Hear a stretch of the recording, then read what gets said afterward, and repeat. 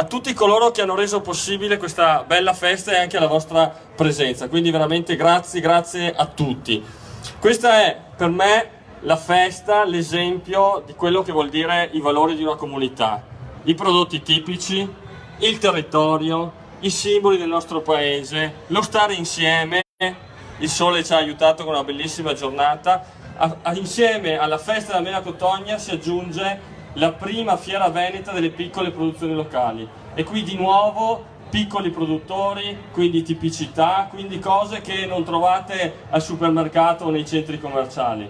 Qui oggi siete fortunatissimi perché quello che vedete qui lo trovate solo qui, quindi questo è un valore aggiunto, credetemi, che non da poco. E quindi ho fatto una battuta dicendo vabbè, quella dell'acqua, e Alessandro, poi non abbiamo la Ferragni ma abbiamo Alessandro, ci dobbiamo accontentare, ma soprattutto abbiamo acqua gratis, ma acqua, anche questa acqua del territorio, acqua a chilometro zero.